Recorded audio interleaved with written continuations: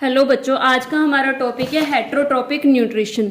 जैसे हम पिछली वीडियोस में कर चुके हैं, ऑटोट्रोपिक न्यूट्रिशन क्या होता है। कुछ ऐसे ऑर्गेनिज्म होते हैं जो अपना खाना खुद बनाते हैं, उनको हम बोलते हैं ऑटोट्रोपस। तो ठीक वैसे ही कुछ ऐसे ऑर्गेनिज्म होते हैं जो खाने के लिए ऑटोट्रोपस पर डिपेंडेंट होते हैं, अदर ऑर्गेनिज्म पर डिपेंडेंट होते हैं।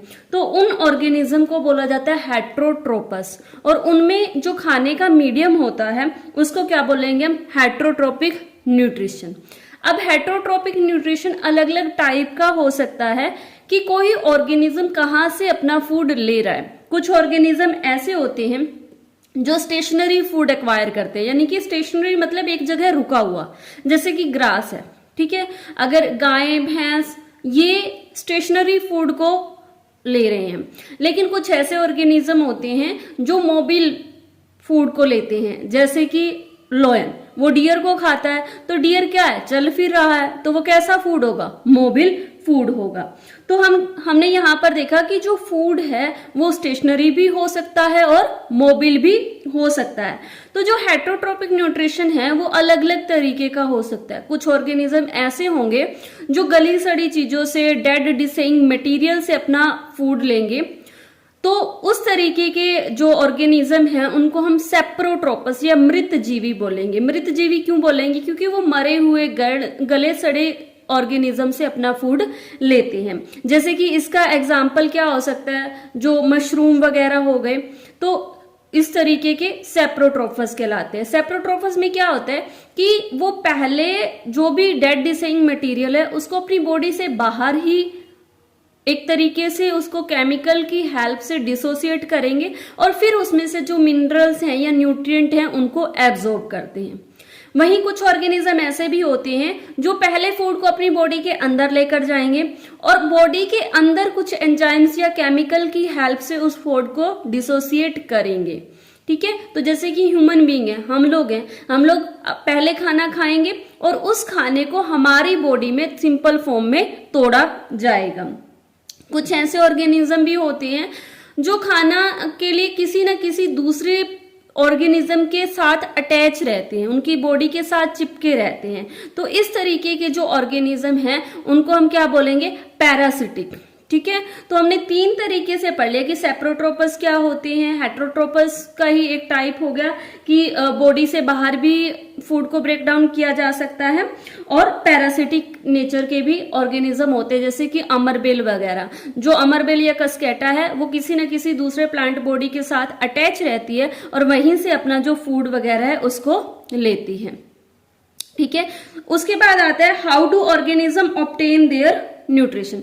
जो ऑर्गेनिज्म है वो अपना न्यूट्रिशन लेते कैसे हैं। तो जैसे कि कुछ ऑर्गेनिज्म, अमीबा जैसे ऑर्गेनिज्म का हम एग्जांपल ले लेते हैं। अमीबा जो है वो एक सिंगल सेल ऑर्गेनिज्म है। सिंगल सेल यानी कि जिसकी पूरी बॉडी सिर्फ एक ही सेल से मिलकर बनी है। तो जितने भी बॉडी के काम हैं, चाहे वो एक्सक्रीशन है, डाइजेशन है, सर्कुलेशन है, वो सारे के सारे काम उसी एक सिंगल सेल के द्वारा किए जाएंगे। तो उनमें इतना कॉम्प्लेक्स स्ट्रक्चर नहीं होता, सिंपल सा स्ट्रक्चर होता है।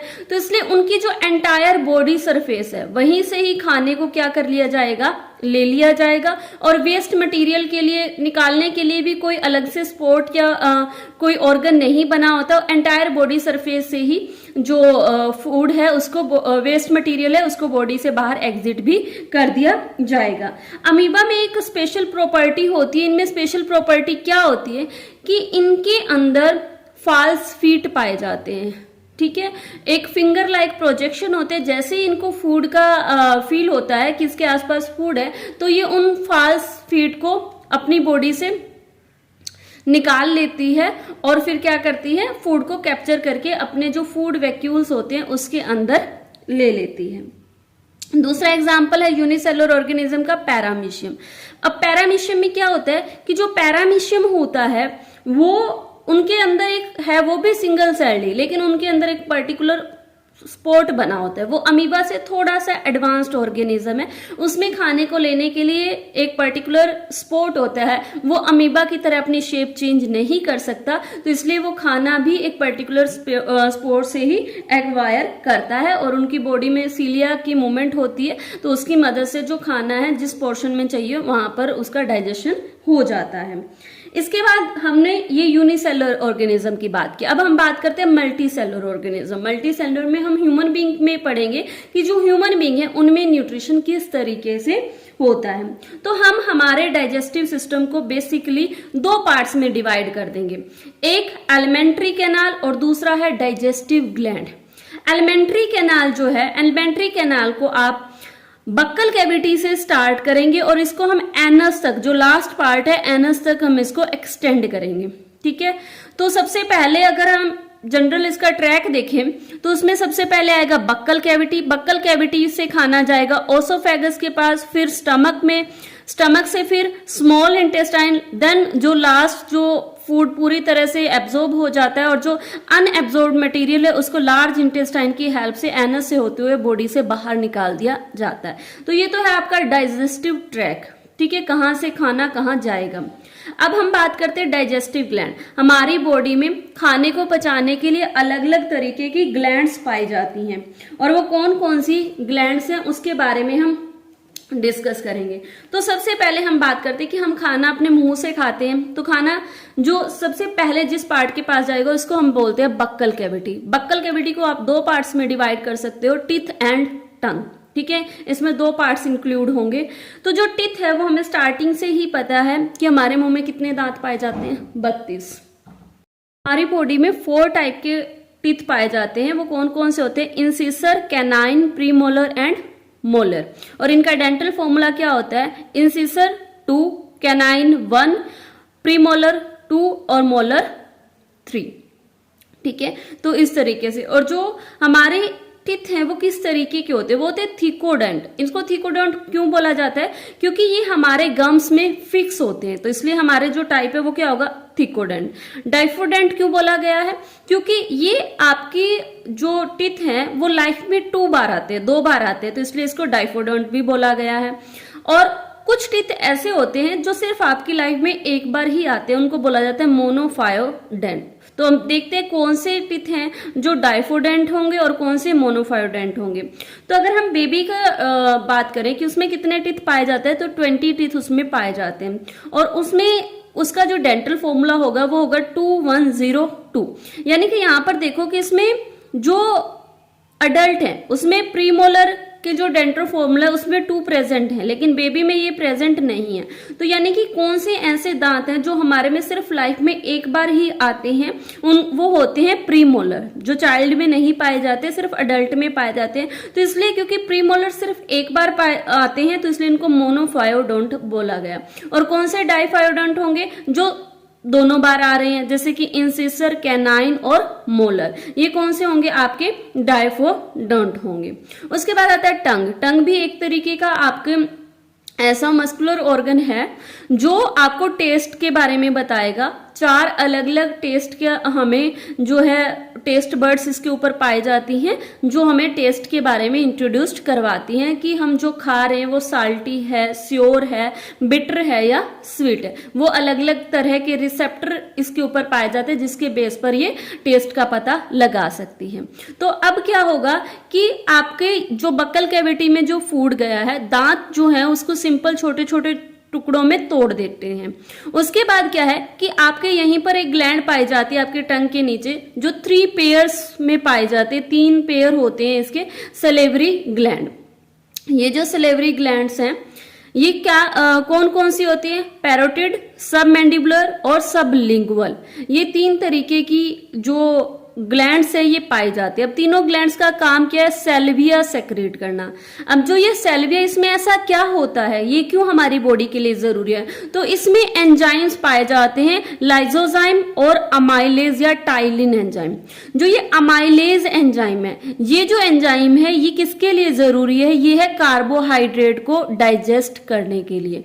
तो जो भी हमें पता है कि हमारे फूड के मेनली 5 न्यूट्रिएंट है, कौन कौन से हैं, कार्बोहाइड्रेट, प्रोटीन, फैट, विटामिन और मिनरल्स। तो इन 5 में से सबसे पहले डाइजेशन किसका हो रहा है, कार्बोहाइड्रेट का।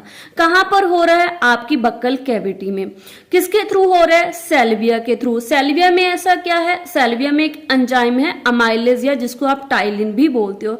ये जो अमाइलेज या टाइलिन एंजाइम है, ये टाइलिन एंजाइम क्या कर रहा है, ये टाइलिन एंजाइम जो है आपके फूड को सिंपल फॉर्म में तोड़ रहा है। ठीक है, तो यहाँ पर जो कार्बोहाइड्रेट है उसको सिंपल फॉर्म में तोड़ा जा रहा है और इसका लगभग 70-80% जो डाइजेशन है कार्बोहाइड्रेट का यहीं पर हो रहा है। और जो ये दूसरा एंजाइम है लाइसोजाइम, ये क्या कर रहा है कि आपकी जो बक्कल कैविटी के अंदर बैक्टीरिया वगैरह होते हैं या हार्मफुल जो भी जर्म्स वगैरह होते हैं उनको मारने का ये काम करता है। तो अब यहाँ पर क्या हुआ कि जो एक तो कार्बोहाइड्रेट का डाइजेशन हो गया प्लस बाकी का जो अनडाइजेस्टेड फूड है, ठीक है, उनको बोला जाएगा यहाँ पर बोलस। ठीक है, अब ये जो बोलस है ये एक ट्रैक की हेल्प से कहाँ आएगा, स्टमक के पास, और जो वो पाइप लाइक स्ट्रक्चर है उसको आप क्या बोलोगे, फूड पाइप या फिर ओसोफ्रेगस। यहाँ पर किस तरीके की मूवमेंट हो रही है, यहाँ पर हो रही है पेरिस्टल्टिक मूवमेंट, यानी कि ऊपर से नीचे की तरफ ही जो खाना है वो मूव करता हुआ आए, नीचे से ऊपर ना जाए। ठीक है, और जब हमें वोमिटिंग होती है तो ये जो पेरिस्टल्टिक मूवमेंट है ये अपोजिट डायरेक्शन में होनी शुरू हो जाती है, नीचे से ऊपर की तरफ होनी शुरू हो जाती है, इसलिए हमें वोमिट होना स्टार्ट हो जाता है, हमारे जो पेट से जो वेस्ट है वो बॉडी से बाहर आना स्टार्ट हो जाता है। तो अब यहाँ पर जो बोलस है वो कहाँ पर पहुंचेगा, ओसोफेगस की हेल्प से स्टमक के पास। जो स्टमक है इसके 3 पार्ट्स होते हैं, फंडस, कार्डियक और पाइलोन। ये जो 3 पार्ट हैं यहाँ पर सबसे पहले फूड फंडस में आकर पहुंचेगा और जो फिर स्टमक है इसमें 3 तरीके की अलग अलग सेल्स पाई जाती हैं। सबसे पहले म्यूकस नेक सेल, सेकंड है पेप्टिक सेल और तीसरी है ऑक्सीनेटिक सेल। जो म्यूकस नेक सेल है ये म्यूकस सेक्रेट करेगी। अब ये म्यूकस कैसे होगा, ये म्यूकस का काम क्या है कि हमारी ही ब्लड की जो दूसरी गैस्ट्रिक ग्लैंड है ऑक्सीनेटिक, जो कि HCl सेक्रेट कर रही है, इस HCl का जो लेवल है, हाइड्रोक्लोरिक एसिड का लेवल है, बहुत ज्यादा एसिडिक होता है इसका नेचर, तो इसके नेचर को थोड़ा सा न्यूट्रल करने के लिए म्यूकस सेक्रेट किया जाता है ताकि आपकी जो स्टमक की लेयर्स हैं वो डिफ्रेंशिएट ना हो, वो उनमें कोई भी डैमेज ना हो। जो पेप्टिक सेल है ये पेप्सिनोजन नाम का एक इनएक्टिव एंजाइम सेक्रेट करती हैं, तो जो HCl की प्रेजेंस में वो जो पेप्सिनोजन है वो एक्टिव हो जाता है।